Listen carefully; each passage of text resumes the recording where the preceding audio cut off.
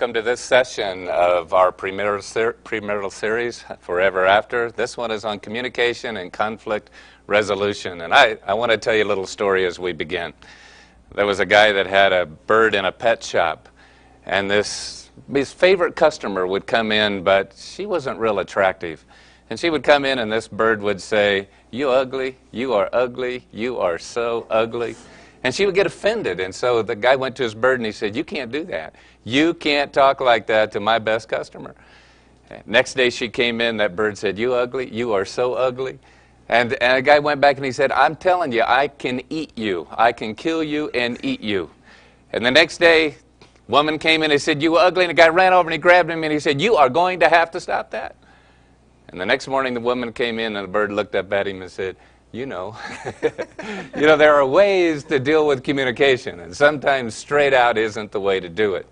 And so in our relationships, we need to learn to communicate. In fact, often as a counselor, people have come into me and said, I'd say, what are your problems? What are your issues? And they said, "We can't communicate." And I said, communication underlies everything.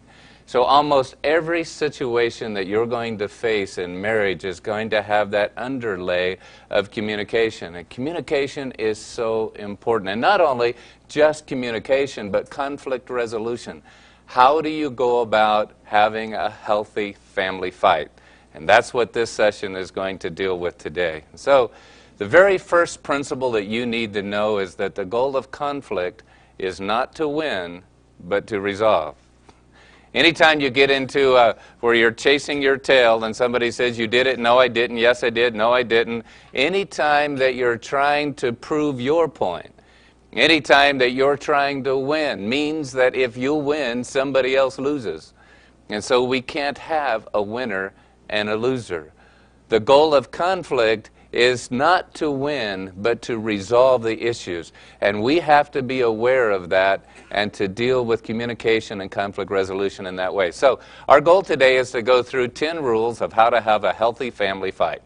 And inside all of that, we'll teach you the principles of communication as we go. So the rules of a healthy family fight, the first one is pick the right time and the right place to fight. That's important. You don't want to fight walking around the house. Here's how it usually goes. Two people get in a fight and they're at one bar stools next to the kitchen. One of them walks off and the other one comes right behind them. Chase them all over the house. Don't do that. That's not the way to have healthy conflict. In fact, the first thing you need to do is pick a place where you have conflict.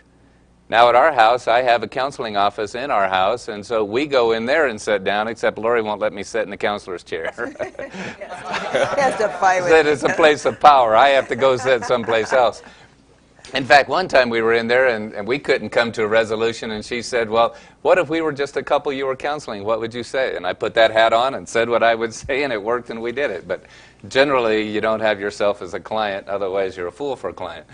But the first thing you want to do is find a place somewhere that you will have conflict. It might be 2 chairs in a room. It might be on either end of a couch in your living room. It might be at the kitchen table. It might be in the car. But have some place where you go, you sit down, you face each other, and you talk until you talk it out. Now, the right time is important as well. The right time is never in the middle of the night. It's midnight. And after you're married, you're laying in bed together and you say, "There's something I've been wanting to talk about." And the other person is exhausted and tired, and they don't want to do conflict at that time. And so what we need to do is pick a different timing. Now, the place you never want to fight is in your bedroom. The bedroom is to be a place of intimacy. The bedroom is a place for joy. It's a place it's a haven, it's a sanctuary, it's a place away from the conflict and the hustle and the bustle of the home. And so even if you have 2 chairs in your bedroom, that is never the place where you do any kind of conflict. So the time is not on a date night. You go out and you're going to have a good time. You go out to dinner and you're going to do something fun. And somebody says, "About the kids," or, "I've been thinking, you did something to me last night." That's not the time. Never a time when you've set it aside to be a special time that the two of you are going to do something else. Not when you're tired or stressed. In fact, we've got a rule at our house that Well, we've got different natures. And my nature is, whenever I get angry, I am good. I have got a silver tongue. I have a great command of the English language. I'm pretty good anyway, but I am really good when I get angry. And my nature is, when I get into conflict with Larry, I want to just be by myself for a while and think it through and get my wits about me, because I'm not very articulate in that way. And so we get a good collision here. I want to fight because I'm good. And I want to run. And she can't even say her name. She can't formulate thoughts whenever she's angry, so that's when I want to fight. But on the other hand, if we don't fight and we let it go for a long time, once the steam has kind of gone out of her, she doesn't need to talk. I'm still wanting to talk. I still have things that I want to talk about, and she doesn't care. So how did we manage that? The way we manage that was, we have a rule that if we're in conflict, either one of us can ask for a timeout, 1 hour. And at the end of 1 hour, either one of us can ask for a second hour. And at the end of 2 hours, we can ask for a third. And at the end of 3 hours, we have to talk. So Lori can ask for a timeout so that I'm not so good when we get there. And then at the end of 3 hours, she has to talk so that I'm protected, because I still want to solve the conflict.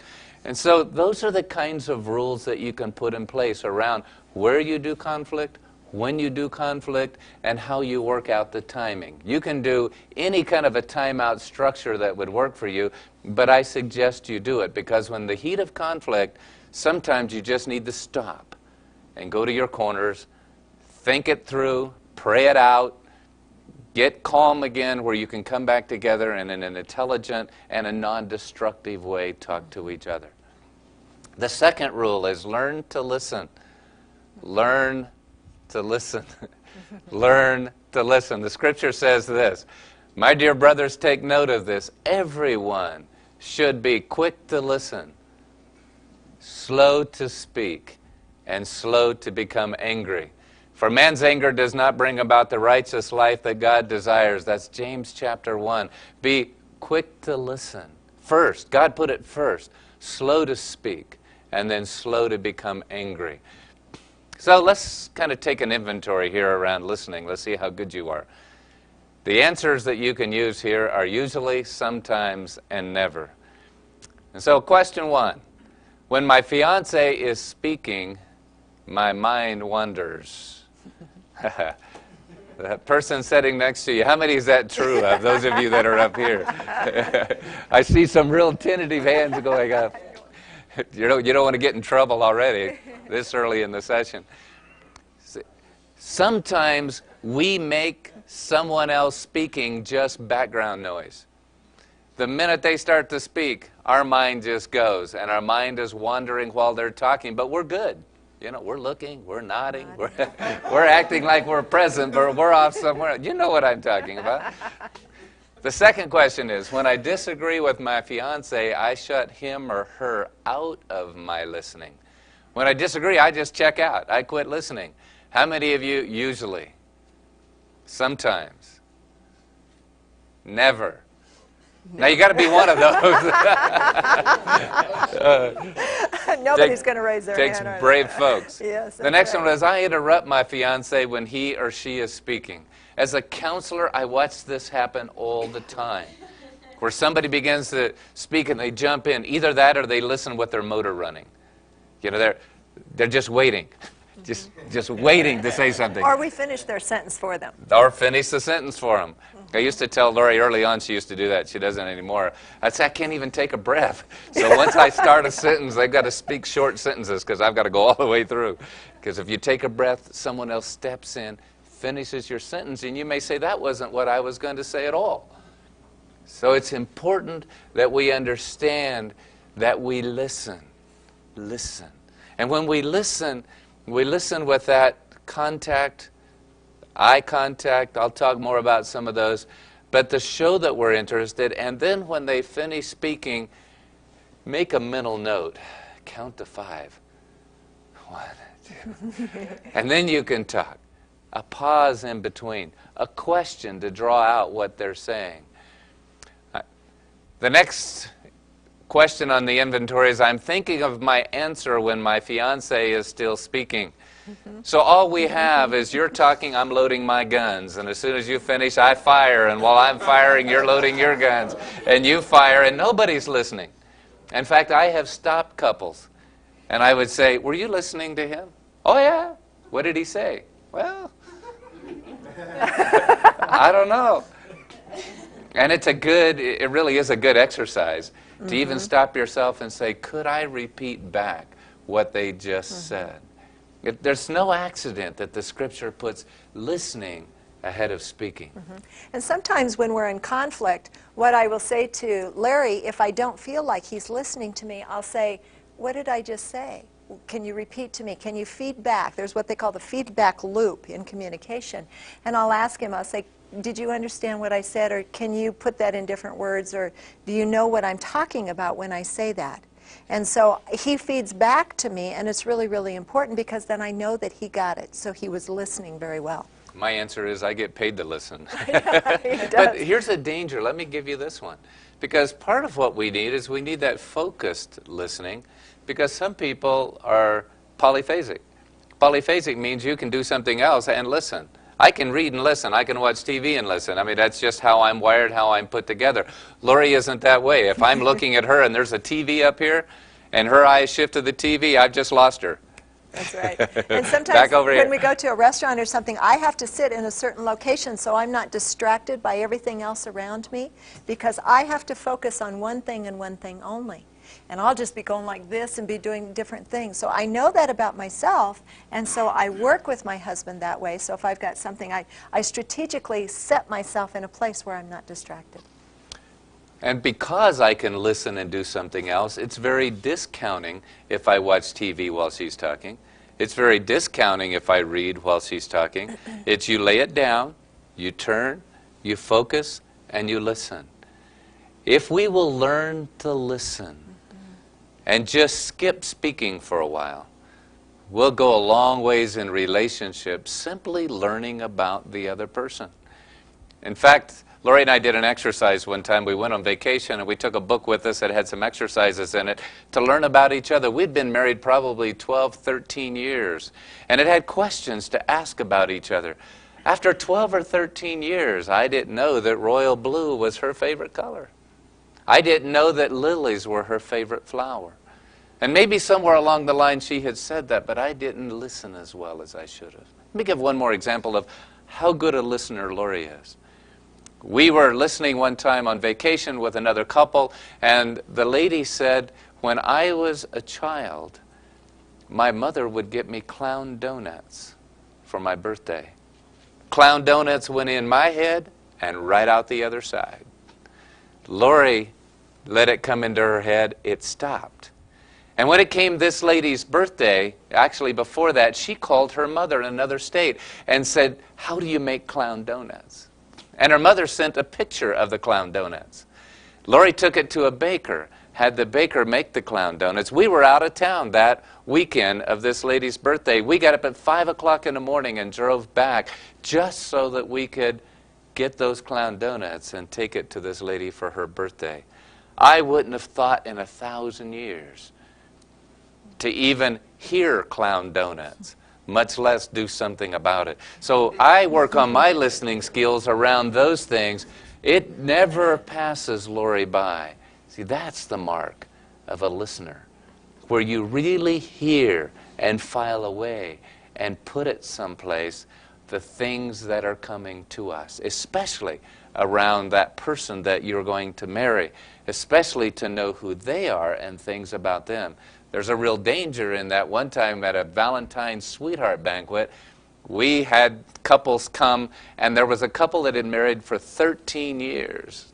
And we took the men to one room and the ladies to another room, and we asked them questions about their spouse. We asked them, the men, what color their wives' eyes were. This guy had been married 13 years and missed it. I missed the question. Missed it. It was a bad Valentine's night. He missed her eye color. Man, Yeah, I see you guys. I see you looking really fast. What are the eye the colors? color of her eyes. So let's talk about some barriers to effective listening. There's the bored listener. They've heard it all before. And I hate it when I see this, especially in counseling. the spouse is talking, and this one's over here rolling his eyes and looking around, and he's bored. It's amazing what you see. And these are two people that are supposed to care about each other, love each other. And they're making a point, and the other one's just saying every nonverbal way, I've heard that story before, and I don't care. The selective listener, that's where you pick out the bits and pieces. See, I'm quoted all over the place because we only hear what we want to hear usually, and so I'll listen for Lori. Boy, that was a man of God speaking. You want to know what he said? All the things that I wish she would have heard. No, when we're going to be listening, we listen to all of it and let it all come in, not just picking out the bits and pieces that we want to hear. Then there's the interrupters. We talked a little bit about that. They spend their time not listening, but informing the reply, and they can't wait to be able to say it. Then there's the insensitive listener, and this is the one that hears the words, but they miss the emotion underneath. It's the father that hears his son say, Dad, I don't think I'm going to do very well in college. And Dad says, nonsense, son, you were a straight A student in high school. What did he miss? What he missed was his son saying, Dad, I'm afraid to go to college. See, Lori used to criticize me driving on snow and ice. She would say I was driving too fast. And I wasn't driving too fast. I was perfectly comfortable, never had a wreck on snow and ice. And she would say, you're driving too fast or you're driving recklessly. And I would say, but I'm not. And then one day she said, I'm afraid when you drive that fast. Well, I'll drive 5 miles an hour so that she won't be afraid. So we can't manage the criticism a lot of times, but if we get the emotion underneath. The guy that goes to another man and says, you're spending too much time with my wife, and the guy says, you've attacked my masculinity. If he would just understand what he heard from the husband was, I'm just afraid that I'm going to lose my wife. Do you see? If we'll listen underneath and pick up what's the emotion coming through. And maybe somebody's criticizing you for what you're doing, and maybe they're just embarrassed by your behavior. You don't want them to be embarrassed. And so you listen for what's really being said. But what are the prerequisites of being a good listener? If you really want to be a good listener, what is it we have to do? First of all, you have to make a decision to listen. You have to decide to listen. That's important. If you don't decide to listen, you'll go on being a lousy listener. The second is you have to understand that listening is going to require a lot from you. It's going to require concentration and a tremendous amount of energy. It doesn't come easy to listen because we are so tuned to letting our mind just go right off to the side. My mother used to lecture me in the trailer house, mobile home that I was raised in, and it had a wooden ceiling in it. I could draw the pattern on that ceiling today because I would lay there and go like this, look at the ceiling when she would lecture me, and her voice just became background noise. So it's important that we concentrate and put the energy into that. The next one is get rid of being an expert at appearing to listen. That's that thing where we look and we nod and our mind isn't there. Prerequisite of being a good listener is decide you're really going to listen instead of act like you're a good listener. And then if you decide to be a good listener, what are the techniques that we can engage ourselves in order to listen? The first is be quiet. The first is we don't have to talk all the time. The first is the melodious sound of our voice that sounds so good to us doesn't sound quite as melodious to everybody else. In fact, silence is okay. You can let silence just hang. We don't have to step into it and keep a constant dialogue going on. The scripture says it this way in Ecclesiastes chapter 3. Solomon is writing, and he was saying there's a time to be born and there's a time to die. There's a time to laugh and there's a time to cry. And then he says there's a time to be silent and there is a time to speak. So even the scripture puts silence before it puts speaking. And so if we're going to be listeners, part of what we need to do not only is to be quiet and have silence, but we need to maintain eye contact. It's that looking straight into another person's eyes And that's sometimes not so easy. If we It's had hard. time today to do that, I would have you turn and look and say, you can't giggle, you can't laugh, you can't talk, you can't do any of those things, but look deeply into the eyes of that person that you're going to marry. And it's not easy to do, because when you begin to look, you begin to have it be the window to the soul. And now I begin to see what's down there. If I just look and look away, that's one thing. But if I keep looking, it will penetrate and go down, and I'll be able to see what's in there. And understand that people that wear glasses hear better when they have them on. That's So if I say, I can't hear you, wait a minute, let me get my glasses. The reason for that is I watch your expression. If I can't quite hear you, I'll watch your lips. And if I can't see you very well, part of that function of listening goes away, because I'm not tuned into those physiological changes that are going on that helps with the listening part. The next one is to display openness. You know, what does this say? You know, I'm closed down, I'm closed off. It's when I relax and I show some openness. That means that I'm willing to listen. And so listening is not just I'm determined to do it. Listening is the openness that says I'm open to receive what you're going to say to me. So it's the facial expressions that invite you. A smile on my face, an openness. It's looking into your eyes when you're talking. It's uncrossing the closed downness of who I am in order to invite the listening. That to say, I'm willing to hear and I'm open to be a part of what's going on with you. And those are called nonverbal communication. And oftentimes you hear a lot through nonverbal communication. If you've ever watched Larry, a lot of times if he's talking to you, he will mirror exactly what you're doing in your body. And he does it so naturally. So if you're sitting at a table or whatever and you go like this, and just instantly he'll go like this. If you're standing like this, he'll stand like this. And it's mirroring, it's nonverbal communication. So he's watching everything about what you're communicating, about your body, about the verbal and the nonverbal. And so watch what another person is doing when they're doing nonverbals. See, I've taught our staff to respond to that. I say, as long as I'm relaxed like this, it's okay. When I kind of scoot back in the chair, you're getting close To having to leave the office. When I lean up on the edge of my chair, you know, we're getting closer. And then if you don't get it, I'll stand up. And if you stand up with me, okay, and if you still don't get it, I'll just say, walk with me. And I go outside my office and I say, well, have a great day, and turn around and go back in. See, if you watch those kinds of things, some people are, forgive the expression, but some people in this particular area are stupid. They don't watch what's going on with other people. And they just keep sailing right on, totally oblivious to those nonverbal cues that are being sent. It's so important that we respond and that we're aware of what those are.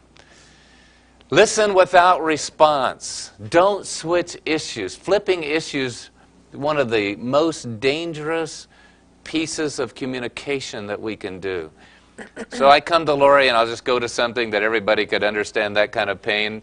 I go to Lori and I say, we're not making love often enough. And she starts to cry.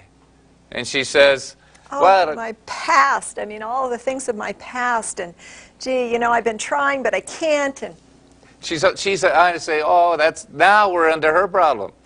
And now we're taking care of her pain. So what did I learn from that? I learned never to bring up mine, because I got a double problem now. I not only had what I had, now we're really not going to make love, because see. And so what we have to do is, if she begins to cry, I have to say, put the tears away. I understand that there's some pain in that for you. But we need to talk about this. And when we're finished, then we'll talk about the pain that comes to you. Otherwise, what happens is we just flip issues. I talk about one thing, I say to her, it really bothers me when you do something. She said, well, you do it all the time. Well, no, I don't. Yes, you do. Now we're completely off. Well, and your dad's ugly, too.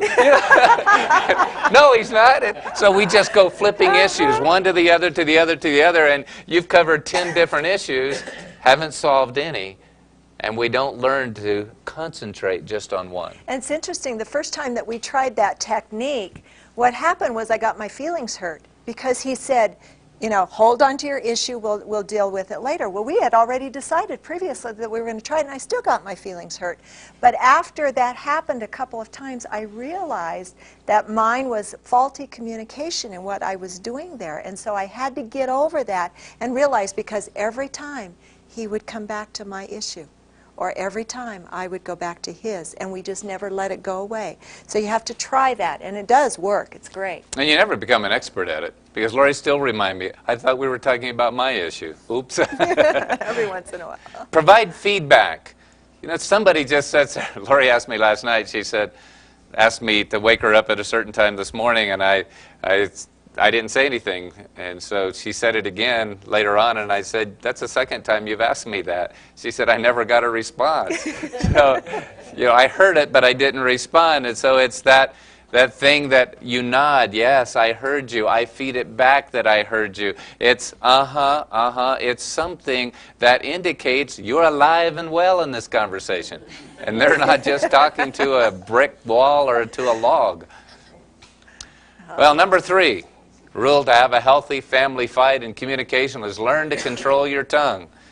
Some of our tongues, as I heard one person say, some of our tongues are so long that you could sit in the living room and lick a spoon in the kitchen. The Bible says, when I was a child, I spake as a child. I understood as a child. I thought as a child. But when I became a man, I put away childish things. When I was a child, I talked like a child. Some of us are stuck in adolescence. We talk like children. We're defiant. We will call each other names. I'm amazed in the Christian community, as I said in a counseling office, at the names people call each other and call themselves believers, Christians. I don't understand.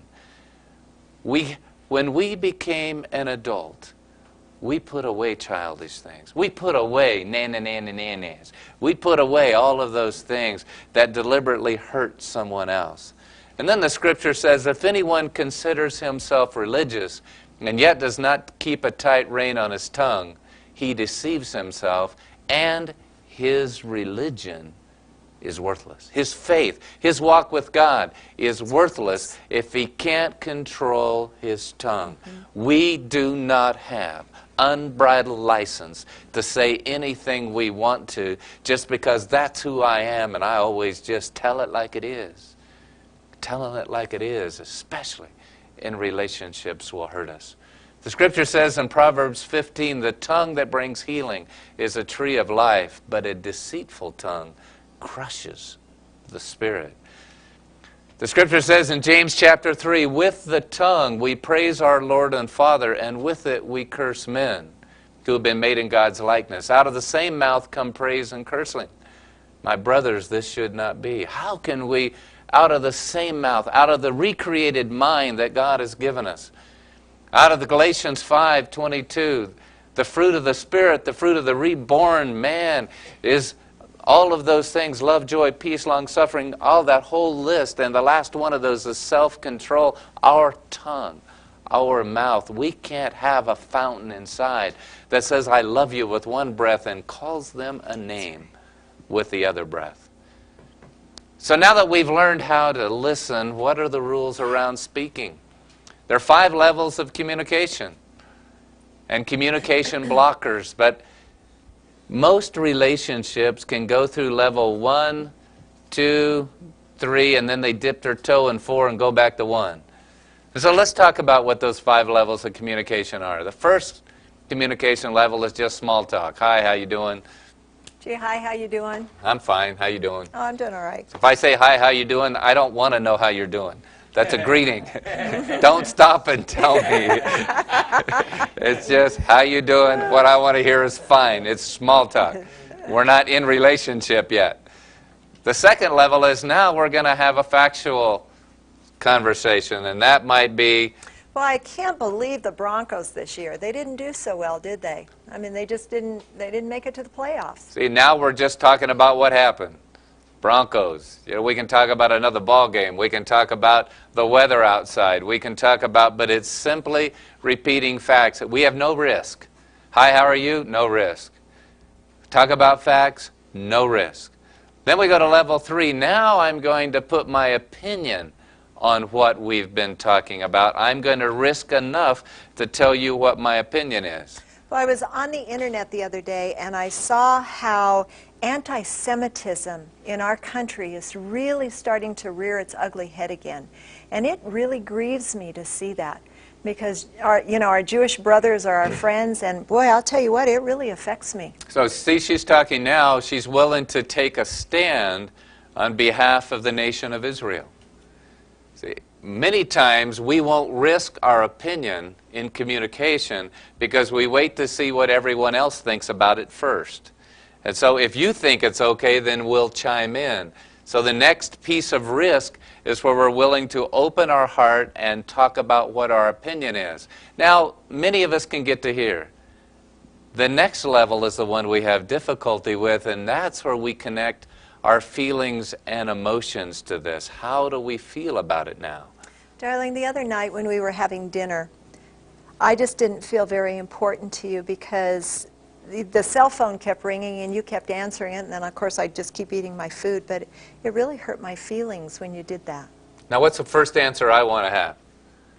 Well, what did you think about that when we're driving down the road? You're talking on the cell phone. I'm sitting over there driving, and for 45 minutes you're talking to your mom on the cell phone. So what's the deal here? See, isn't that what we want to do? Right off. What is that called? Flipping issues. See, I've flipped right off of her thing and said, well, you do it. She says, no, I don't. That's different. Well, what's different about it? And we've totally left the fact that she's hurting. And so that's why we're not willing to do the risk sometimes. She took a risk when she said, that hurt me. And so now I feed into, what is it about that hurt you? What is it that I can do so that you don't hurt again? But then we go to level 5, and that's the really deep place. Mm-hmm. We were sitting at a restaurant in Alexandria, Virginia, a few months ago, back in sometime in the summer. And Lori and I were talking, and she likes deep conversation. She says, I like to talk deep. And so I said, we are talking deep. This is deep. and I don't think she was feeling deep too much. And she said something that just sparked something in me that made me just reach up and grab the zipper and just open myself. I let her see the emotion on my face. I let her hear the pain of my heart. And I laid it right out on the table. And it's not something she sees very often that's that intense around the topic that we were talking about. See, there's real risk that comes, because when I unzip that vulnerability and I open myself up, if she doubles up her fist and comes in, I'm doubly hurt, because I've taken all of the protection that I could put around me. I've taken it away.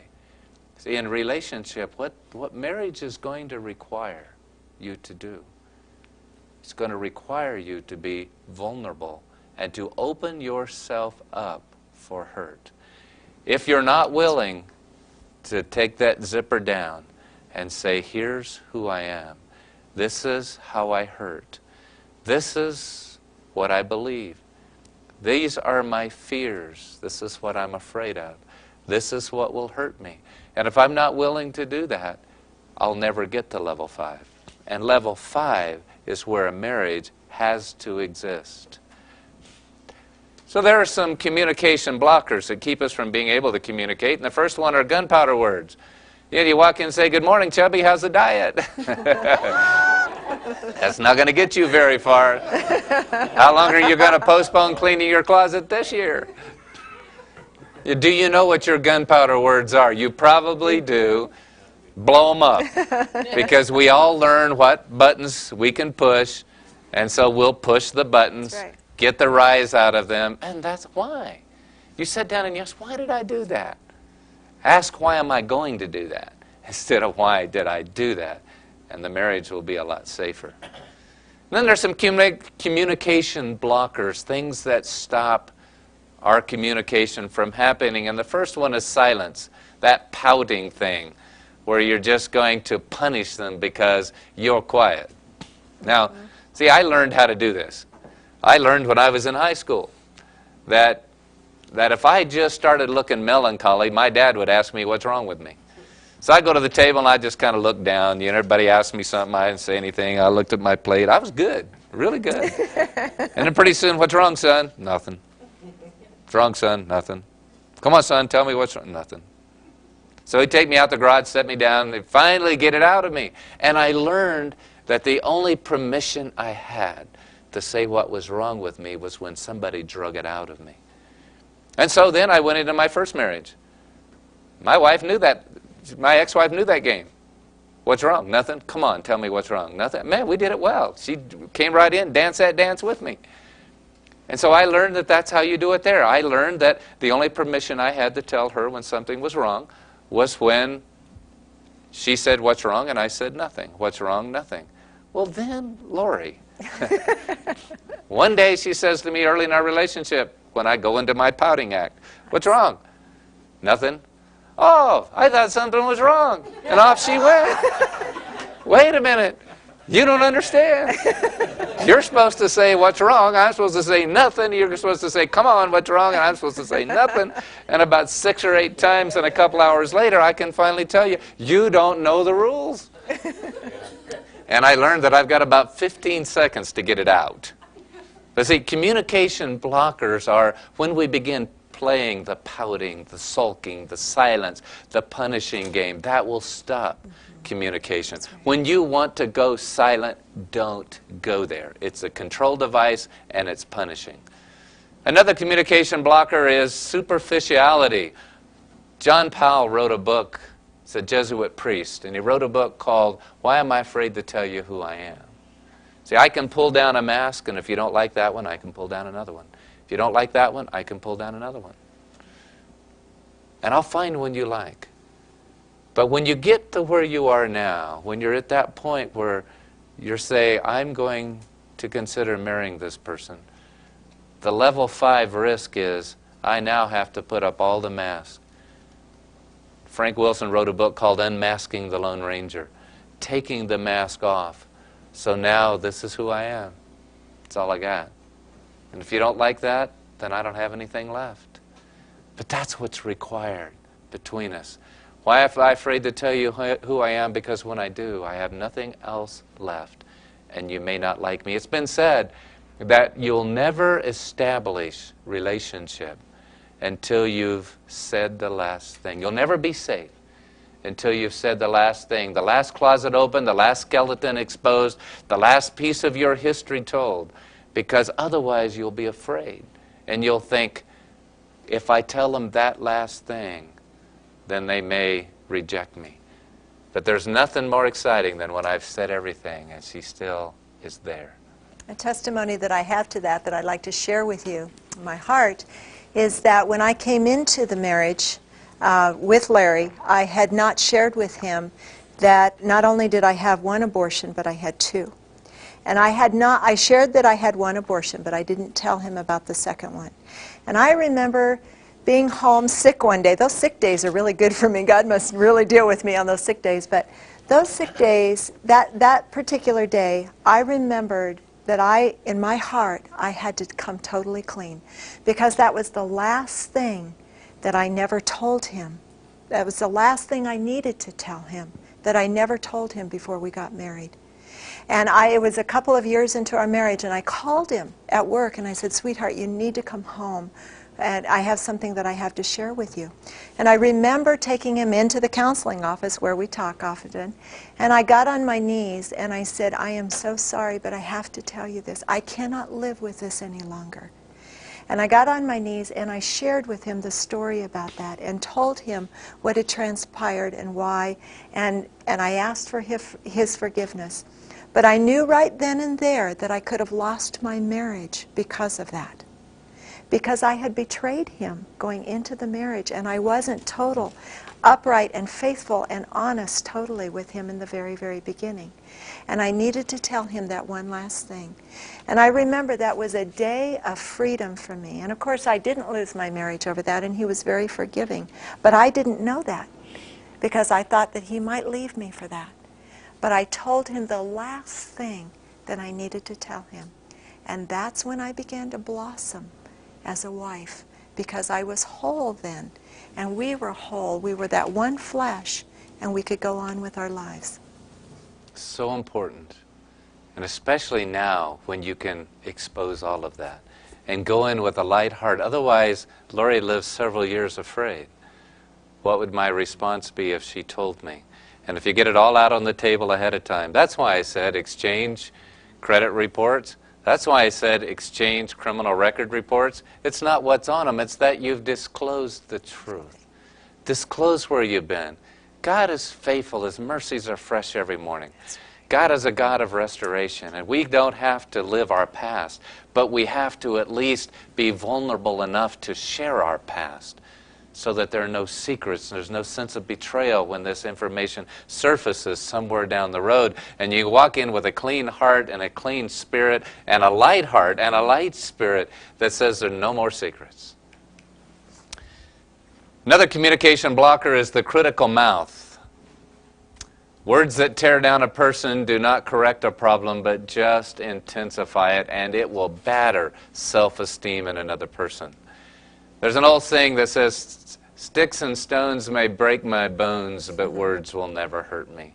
That's a lie. Words will kill us. Words can just dice us up, slice us, kill our self-esteem, put us down, shame us. Words can be awful. And we have to be in charge of our words. How can I say I love someone? How can you say you love her? How can you say you love her? How can you say you love him if you use words that break and kill and damage? Another communication blocker are to use those defensive words. You always do that. You never do that. Rarely does anyone always do anything or never do anything. It's just that way of coming in with a little crowbar to kind of get a little more leverage against the person. Stay away from those words. The flipping issues I talked about already. And don't use devious messages. See, don't ask questions that you don't want to know the answer to. Sometimes we ask questions and when they answer, you're mad. Don't ask if you don't want to know. How does my hair look? Doesn't look so good. If you don't want to know, don't ask. Do you think I need to lose a little bit of weight? Yeah, did you hear that question? Do you think I need to lose a little bit of weight? Be careful how you answer that one. But don't ask. Don't ask unless you really want to know the answer. Somebody says, where do you want to go to eat? Laurie says to me, where do you want to go to eat? And I say, I want to go to Macaroni Grill. I don't want to go to Macaroni Grill. Well, let's go to Olive Garden. I don't like Olive Garden. Let's go to south of the border. Where do you want to go?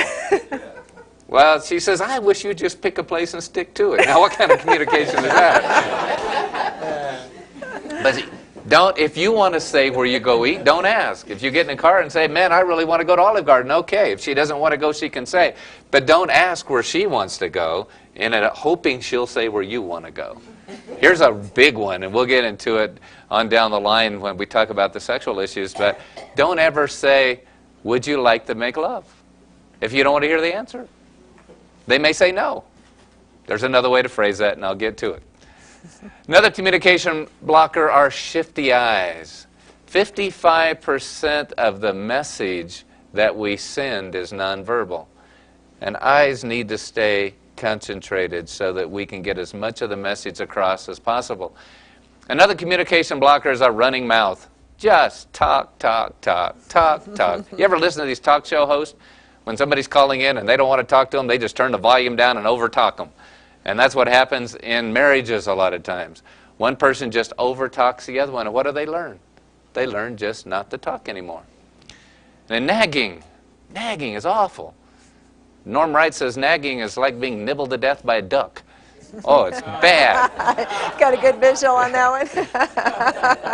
You know, when we look at another person, when you think about that nagging and all of that, you look at another person and there's 10% of them you don't like. There's 10% of anybody you don't like. There's 10% of Lori I don't like. There's 10% of me she doesn't like. But there's 90% that's grand. Stay out there in the 90%. If you get in the 10% and stay there, you'll get a divorce. God gave us 2 ears and 1 mouth. Why? To listen. And don't do so much talking. I love what the scripture says. Proverbs 10, it says, don't talk so much. You keep putting your foot in your mouth. Be sensible and turn off the flow. Don't talk so much. Number 4, perception is everything. See, we have to have empathy for the other person. I have to be able to take my glasses off and put your glasses on and see the world through your eyes. It's so that I can get a perception of what's going on with you. And one of the ways that we can illustrate that is Lori and I can make an arch like this. And we stand back and we're dependent on each other. And so if I walk away, she falls down. And so we are dependent on each other. But now what do we have? See, I'm looking at her and I say, now this is my worldview. You know, I see a book by Charles Swindoll, I see 3 candles, I see a fireplace with a picture over it. You're crazy. I don't see all that stuff. I see a picture, and I see a nice little plant, and I see a black wall. Where do you get that? I see a TV. Well, that's not right. There's an hourglass. No, I see black curtains. And do you see? In order for us, but if I listen to her, what is it you see? She tells me. What is it I see? I tell her. And now we've got a 360-degree view of the room. And so if I hear her perception, empathy is I see the world through her glasses. Empathy is that she sees the world through my glasses. And we then get a 360-degree view of the world. It needs someone to press against for the other half when we make an arch. There's 2 of us. There's 2 perceptions of the world. And the advantage of 2 sets of eyes are that we have a peripheral and a depth perception of the world that we could never have otherwise. Number 5.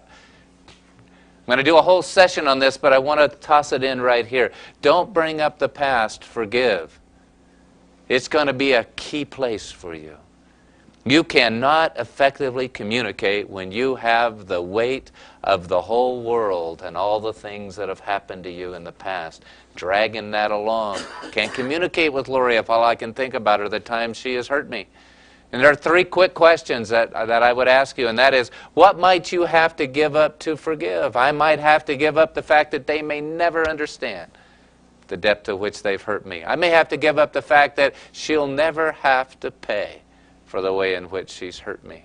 And then I may have to level the playing field. I can't say, after what you've done, you want to hold me responsible? See, forgiveness is such an incredible key. Number 6, be aware of our differences.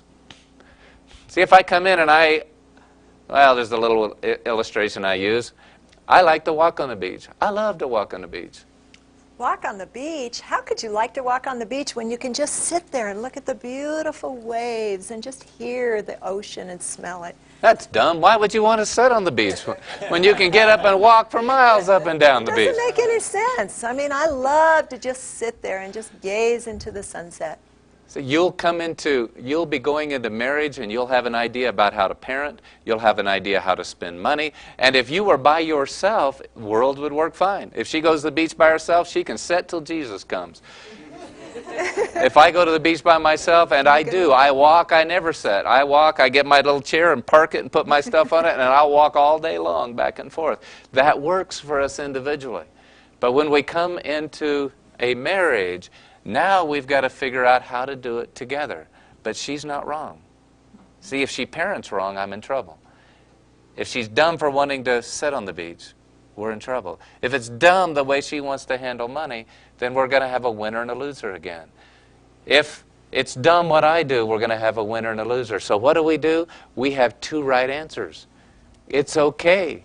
She's right in sitting on the beach. I'm right in walking on the beach. And how do we bring those 2 together? And so what do? We've learned over the years, we sit a while, we walk a while, there's no winners, there's no losers. We figure out how to, in fact, the task of marriage is how do we manage our differences. See, if we manage our differences appropriately, then we don't have winners and losers, we just have very good compromises. That's right. Stop demanding that other people start thinking like you. You're not all that in a bag of chips. You know, you are just who you are. You're right, but we have 2 right answers, and how do we bring them together? Number 7, express your feelings truthfully. Put your hand on the Bible and tell the truth. Don't hide the truth from that person that you're going to marry. And when you get hurt, respond appropriately. Somebody says what's wrong, tell them, so that you can exchange in an appropriate way. Be willing to tell each other your real feelings in the middle of conflict.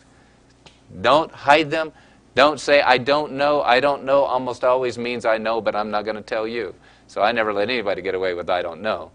Avoid blunt honesty. Walk up and say, you're getting fat. You can't do that. Your hair looks awful today. Man, where'd you get that dress? Man, I wish you'd grow up. There are ways to say things that are gentle and get the message across. And then sometimes we expect our spouses to read our minds. They didn't go to school and take mind reading classes. I don't know what Lori wants unless she asks me. I always say to her, it's not fair to be angry at me for what I didn't know I was supposed to do. So you tell them what you need and what you expect. Just because you said it in the past, you can't expect they're going to remember it. You know, I told you the day after we got married that I like strawberry milkshakes runny. You can drink through a straw. You know, and then she gives me one I have to eat with a spoon 20 years later. I told you 20 years ago that I like, see? We can't do that. We have to keep those communication lines going. Number 8, set a time limit on discussing problems. We cannot have a continual discussion in marriage about our problems. You don't get up in the morning, discuss it over breakfast. You know, some people just thrive on talking about that stuff. Want to talk about it all the time. It's okay to talk about it. Just don't do it all the time. Have fun sometimes. Talk about something else sometimes, other than what's going on in the marriage. Set times and places each week for discussion of conflict. So we have a date night. And we used to have conflict over money early in our relationship. And every Sunday night we talked about money. I hated Sunday nights with a passion. But see, we had a separate time that we talked about conflict. We had a date night where we had fun and we built friendship, but we had another night that was devoted to conflict. Some people go to breakfast on Saturday mornings and talk about the conflict that they need to work on. And so have a time and a place, just not in the bedroom, not on date night. Number 9, learn to recognize developmental crises. See, there are passages of marriage. Understand that there are certain times you're going to have more conflict than others. When that first baby's born, you're going to have some conflict. I promise you. If you're a blended family, a step family coming together, you're going to have problems. I promise you. See, whenever you're going to have a child, there's going to be stress in pregnancy. That is going to not feel real good. There's going to be sexual kinds of issues after childbirth often. Mm-hmm. I was just going to add in the area of conflict that oftentimes when two people come together that have not been living together or were not married, they go to premarital counseling, and so they maybe get 5 or 6 sessions of premarital counseling, and so then they get married and they think everything is going to be perfect. And then all of a sudden problems start setting in and they say, oh, well, we went to the premarital counseling, that didn't even help us. What was that? What a waste of money. I can just see it. I've seen it over and over and over again. It's because two individuals are coming together and they're needing to learn what it's like to live with another person. How cold do we keep the house? How hot do we keep the house? What side of the bed do I sleep on? Where do I put my toothbrush? Don't lay your socks on the floor. Da-da-da-da-da-da. And so you need to know that this is something that you're going to encounter and give yourself permission to do it. It's okay, but don't stay there too long. If you can't work it out, you need to get some help. And solve as you go. Don't just talk about it. Otherwise, this problem happens and you just talk about it. Solve, you talk about it, you talk about it, you talk about it. Now you have 10 things that you talk about, nothing solved. Solve, put it away. Solve, put it away. And by the time you've been married a number of years, you don't have too many issues anymore because you solved most of them. Job changes will bring stress. And then understand that there are some no-fault situations, and I'll talk briefly about one of those. PMS. It's a very real thing. Premenstrual syndrome. Lori and I used to, man, we would fight for that week, and we get to the end of the week, and I'm all bloody and bruised, and and then all of a sudden she wants to play. She's all right. Wait a minute, you don't understand where I've been. You don't understand what this week has been like. I just So beat him up. So we called a truce. And so whenever I would hear something that kind of says we're there, one day my daughter was eating a hamburger. Lori said, you have to, little thing. Lori says, you have to eat your whole hamburger. And so I went by, picked up a bite, put it down, walked on. And Lori said to Carrie, did you eat all your hamburgers? She said, yeah, except for that bite Dad took. Well, now that she asked me, did Carrie eat it? And I said, yes. Well, now I'm a liar. He's a liar. Well, now I know we're there. Whenever you get those exaggerations, you're there. So I go to the calendar, 1, 2, 3, 4, 5, 6, 7. I'm counting days because Lori would always put an SP and circle it, started period. And then, are we there? If we're there, then we had an agreement. Our agreement was we coast. We don't talk about kids. We don't talk about money. We don't talk about, we talk about Jesus. We talk about, we talk about really safe stuff for that week. And then we kick back in and we go through life. It's not, it just is. It's nobody's fault. It's not right or wrong. It just is. And we never made any serious decisions at that point in the month also. We learned to not do that because then we would regret those decisions afterwards. And so just make that another note. And then the step family issues. They just are. If you're coming together as a step family, a blended family, they just are. They come with the territory. And I'll just tell you this, you will never solve step family issues. You will learn to manage them, but you will never solve them because there are too many variables you can't control. You can't control that other parent. You can't control those other grandparents. You can't control what the court's going to do. You can't control any of those things, and so you just learn to manage them. They just are. They're no one's fault. Finally, the last one, number 10. Any conflict that you have, you end it with an act of love. Now you come over and you say, you doing okay? Are you all right? Yeah, I'm okay. See, and then we can part, we can go about our separate ways because we've paused to check in on the other one and make sure that they're okay. So then you just give them a kiss, yeah, walk away. See, and then if it's not, then we say, well, then there's some pieces we need to pick back up and we'll do that again. But always at the end, we check in with each other. Are we okay? Have we gotten through it satisfactorily? Kind of do a barometer check. And then we end with an act of love, and I'll just end with this piece, not love-making necessarily. See, for some people, love-making is the bridge to reestablish. For others, it's the celebration after you've reconnected. And if you've got one that it's a bridge and the other one that it's a celebration, you've got to work out what that looks like. For most people, it's we work it out first, and lovemaking is the celebration of having managed conflict. But there are people that it reconnects them after conflict. And if that's you, then you'll have some issues to work out about how you use lovemaking in a conflictual situation.